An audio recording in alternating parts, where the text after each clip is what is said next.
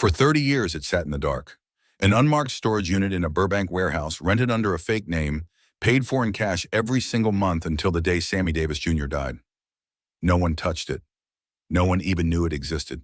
When investigators finally rolled up the steel door, they expected forgotten memorabilia, maybe old costumes or worn-out photographs. Instead, they froze. Inside were letters revealing the true identity of his mother, tapes of private conversations that could destroy careers, and proof of what really happened between Sammy and actress Kim Novak in 1958, a story Hollywood had tried to bury for decades. This wasn't just a storage unit. It was a time capsule and a confession. But to understand why Sammy kept these secrets hidden, you have to go back to the beginning. Because this vault wasn't just about what was inside, it was about everything he had to survive to get here. And once you know what he lived through, you'll understand why this vault had to stay locked for 30 years. For 30 years, it sat in the dark. An unmarked storage unit in a Burbank warehouse, rented under a fake name, paid for in cash every single month until the day Sammy Davis Jr. died. No one touched it. No one even knew it existed. When investigators finally rolled up the steel door, they expected forgotten memorabilia, maybe old costumes or worn-out photographs. Instead, they froze. Inside were letters revealing the true identity of his mother, tapes of private conversations that could destroy careers, and proof of what really happened between Sammy and actress Kim Novak in 1958, a story Hollywood had tried to bury for decades. This wasn't just a storage unit. It was a time capsule and a confession. But to understand why Sammy kept these secrets hidden, you have to go back to the beginning. Because this vault wasn't just about what was inside, it was about everything he had to survive to get here.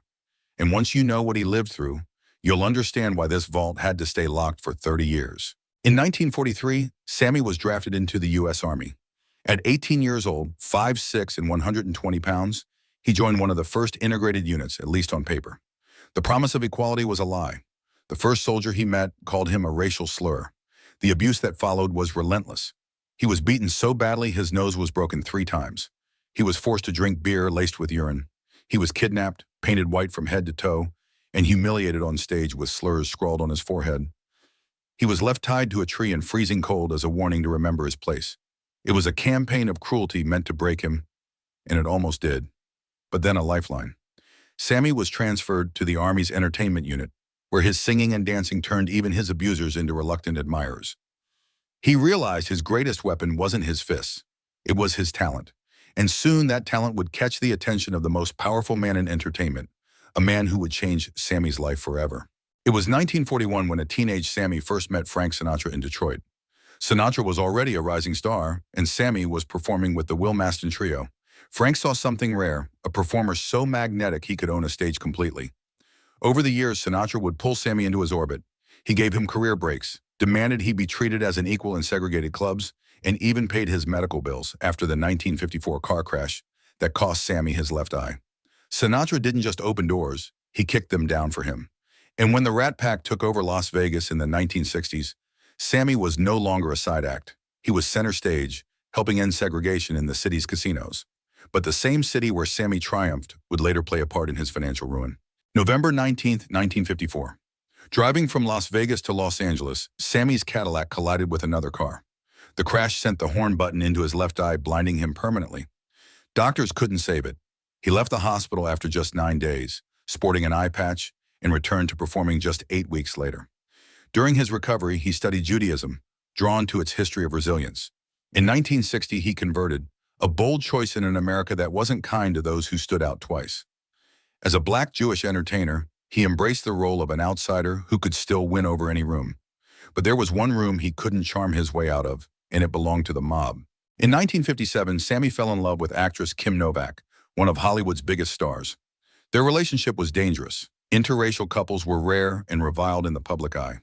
They met in secret, hiding from the press, but in January 1958, a gossip column falsely claimed they were engaged. The backlash was instant. Columbia Pictures, fearing scandal, called in the mob.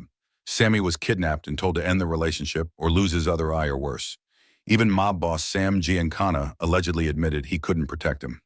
On January 7th, Sammy ended things with Kim. 3 days later, under mob pressure, he married singer Lorraine White in a sham union that lasted just a few months. The emotional toll nearly destroyed him. And yet just 2 years later, Sammy would marry again. this time in a way that openly defied America's most dangerous social taboos. In 1960, Sammy married Swedish actress May Britt. At the time, interracial marriage was illegal in 31 states, and public opinion was brutally against them. Their wedding plans at Temple, Israel were scrapped after bomb threats, so they married at home instead, with Frank Sinatra standing by as a witness. The hate was relentless. Racial slurs were painted on their cars, swastikas on their home. May lost her Hollywood contract, and Sammy was disinvited from President Kennedy's inauguration. They had 3 children together, but the strain of public hostility and Sammy's affairs tore the marriage apart. And when the marriage ended, Sammy's life spiraled into a world of excess that nearly consumed him. Through the 1960s and 70s, Sammy was everywhere. Broadway, TV, films, Las Vegas stages. He earned the nickname Mr. Show Business for his unmatched versatility. But offstage, he plunged into drugs, alcohol, gambling, and wild parties that made headlines. At his peak, he earned $185,000 a night and could lose $40,000 of it in a single evening at the casino tables. Bad investments, shady tax shelters, and unchecked generosity bled his fortune dry. And while the money disappeared fast, what was coming next would strip him of something far more valuable, his voice. In 1989, Sammy noticed he was losing his sense of taste. Doctors diagnosed throat cancer, the result of smoking up to 4 packs a day. He refused surgery that would remove his voice box, choosing radiation instead, so he could keep singing. The treatments failed.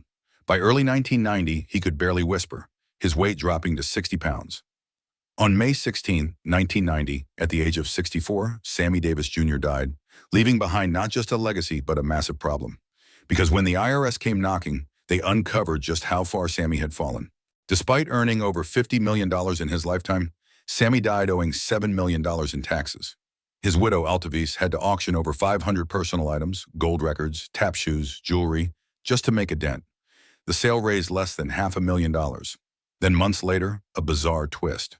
A storage unit in Burbank, rented under a fake name, was opened by police. Inside were Sammy's missing treasures, instruments, clothing, documents, hidden away just 2 weeks after the auction.